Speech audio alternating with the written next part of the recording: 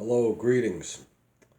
Um, I'm doing this video in a response to Caleb T. Graham, who did a couple videos responding to some recent videos of me speaking of the judgment. And I'm going to put the playlist here in the description, and you can look at three. One is full preterism, desperation, representative judgment versus universal judgment. Then I have two more. Another one on the judgment and another one when it comes to preterism. Now, this is a response to Caleb's non-response. And Caleb admitted to me in PM, in message, he admitted to me, yeah, I didn't respond to any of the texts that you brought up. He admitted that to me. And I was talking to him, I was going through the texts, and I never heard back from him. I mean, I guess I completely overwhelmed the young guy. But I even offered to debate, the judgment. Let's debate it, But I said I wouldn't waste my time doing a video on something he never responded to. He never responded directly to my exegesis. Romans 1:18 through 3:18. Romans 5:9. 1 Thessalonians 1:10, 5:9. Ephesians 2:3. We're by nature children of wrath, so everyone's going to be judged.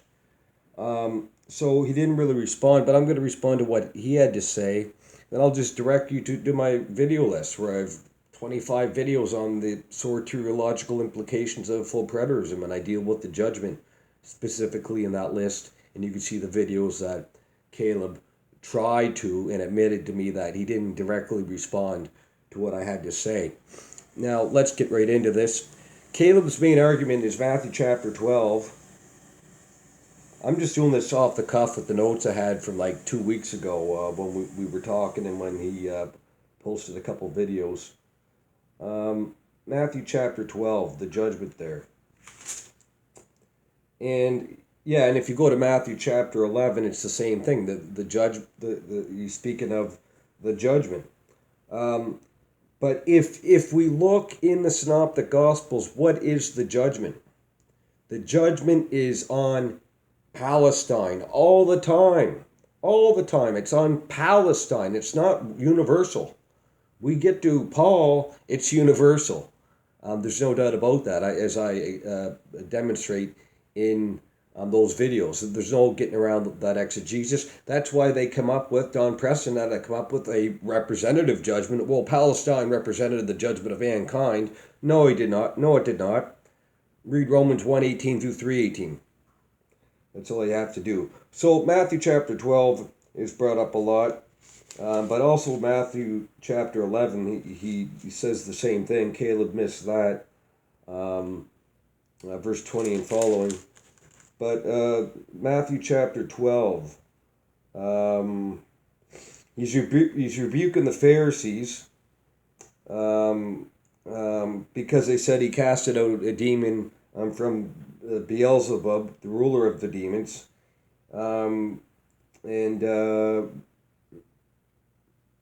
And then he talks about binding the strong man. Let me see here. You brought of Matthew 12:34. You brought of vipers. How? That's like Matthew 3. John the Baptist. How can you, being evil, speak what is good? For the mouth speaks out of which fills the heart. And he denounces them again. But I tell you, every careless word that people speak, they shall give account for it in the day of judgment. He's speaking to the Pharisees. This is local. And in an evil and adulterous generation, that's Deuteronomy 32, the Song of Moses, craves for a sign, and yet no sign will be given to it but the sign of the prophet Jonah. 3 days, 3 nights. Nineveh will stand up at the judgment. And with this generation at the judgment. So Caleb's whole point in these videos was, okay, this is an argument I used to make, was, okay, they're going to raise up in the judgment in that generation. That's not what he's saying. And we have to understand, Jesus was a prophet, priest, and king, but he was a prophet. A prophet. As a prophet, he used apocalyptic language and he used prophetic language. In prophetic language, we have hyperbole. In prophetic language, hyperbole, like the prophets used. So when he's saying these cities are going to raise up and then raise up, and yet we read everywhere else in the Synoptic Gospels that he speaks of a local Palestinian judgment, what are we to think? What are we to think? I'm not very impressed with Matthew 12. In Matthew 12, actually, Jesus says, if I cast out demons, the kingdom of God has come upon you. And he speaks of the ages that are past. He says the past age. So the age was upon them. When Jesus came, the new age broke in with his incarnation and his work and him being enthroned on the right hand, according to Psalm 2, Psalm 78, Psalm 101, Isaiah 40 through 66 or 40 through 55. He would be seated at the right hand. Jeremiah 30 through 34, Ezekiel 36 and 37. The Messiah would rule, and yet we know he's not ruling literally on the throne of David in Jerusalem. And he makes a big point about generation, that Joel... I never said anything about generation. He goes on about Joel and generation. If you go to the lexicons, Little and Scott I've Robinson, I have a couple other good ones. I haven't done much studying the last few months, but in Little and Scott, in all the lexicons, generation can mean race. It can mean race. I don't believe it does in Matthew 24. Or in the Synoptics. No, I believe it is that generation. But in the Greek, it can mean race. It can mean other things than, there's no denying that. Even Don would have to admit that, as he's always going on about the lexicons. He went to Strong's. It might help if you get a lexicon. Get a decent lexicon, Caleb. And let me see here. So that's video 1. Video 2, response to Joel Sexton, how is the day of judgment fulfilled in AD 70? And of course he doesn't deal with anything. My question would be to him, is the day of the Lord ongoing for 2,000 years? No, there's one judgment. That's the point I made when I was listening to his videos. There's one judgment. There's not millions of judgments going on forever. There's one judgment. Hebrews 9:27, you want to bring that up? It's not going to do you any good, because the very next verse tells us what he's saying. There's one judgment. We read very clearly in the New Testament, besides the Synoptics, which Jesus is dealing with Palestine, there is one judgment. Look at Acts 17. He appointed a day to judge the world in righteousness.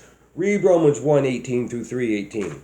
Read Romans 5:9. Read Ephesians 2. Read Thessalonians. Wrath coming upon what? Every man that ever breathed a breath. Romans 1:18 through 3:18. All humanity, everyone that breathes a breath that is not justified will experience God's wrath at the day of the Lord. Did that happen in AD 70? No, because Don Preston and these guys have to come up with a representative judgment. And Caleb did not come out with a representative judgment. He didn't say that, but he called it a covenantal judgment. A covenantal judgment he speaks of. I'm getting ahead of myself here. Yeah, we both agree Babylon in Revelation is Jerusalem. He says judgment is a legal decision. And I put the point. Oh, my focus is on the word wrath. That's the whole point of that video. We are in the presence of God now. He believes we will be in the presence of God someday or whatever. We're in the presence of God now because of the work of Jesus Christ. Ephesians chapter 2, Colossians chapter 1, Hebrews chapter 8 through 10. Speaking of the Day of Atonement, we're in the presence of God behind the veil. Hebrews chapter 6, 19 and 20. Jesus is the forerunner to take us behind the veil. We're there now. We're in the presence of God now because we're fully justified, clothed with the righteousness of Christ, looked upon as perfectly righteous if we're in Christ by faith.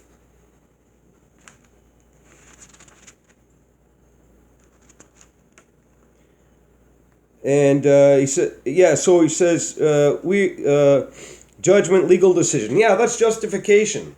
Romans chapter 3, we have the judgment, the future judgment brought into the here and now to the justified person. The justified person has the verdict. Dikaio, justify means to declare righteous, not guilty. It's legal terminology.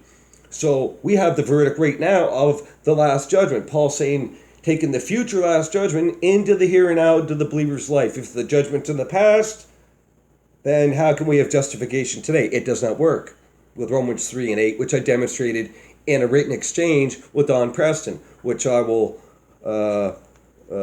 post a link to. I'll post a link to that as well. I have it on one of my blogs.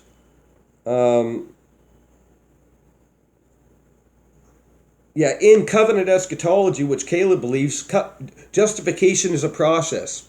In other words, he has a false gospel. He says wrath was fully poured out. He needs to read Romans 1:18 to 3:18. Wrath was not fully poured out in AD 70. As not every man was judged from Adam. The antediluvians before the flood, going all the way down to Paul's day, were not judged. No. They were not judged. They did not stand before Christ like everyone will. Yeah, covenant judgment. This is a make-believe representative judgment. He calls it covenant judgment. Make-believe representative judgment, like Don Preston. He gets into Matthew 16, 27 through 28. I agree. Matthew 16, 27 and 28 is AD 70. But what is it? It's a local judgment again. Jerusalem was going to be judged because they killed Jesus, Matthew 16, 23 and following, and the disciples, Matthew 21, the wicked vine dressers. They killed the prophets, they killed Jesus, and they killed his disciples, Matthew 22, 23, the same thing. Local Palestinian judgment. Caleb seems to forget of the universal judgment spoken from Acts to Revelation. He speaks of an ongoing judgment. Now I add one verse. Give one verse for an ongoing judgment or a representative judgment. One verse. He says judgment is eternal. My question, judgment of those miles away has been answered in this video. So he says he answered in his second video the judgment of those miles away from Judea, of Palestine, Samaria, Palestine, Judea, Palestine. He said he answered in his video. Then in private message, he says, "No, I'm sorry. I need to do another video.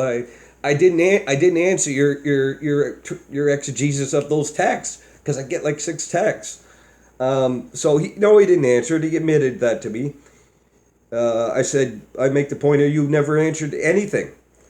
As you never left the synoptics. You never went to the epistles. So that's about it, guys. Caleb T. I'm going to post my 25. It'll be in this playlist anyway. I don't need to post this.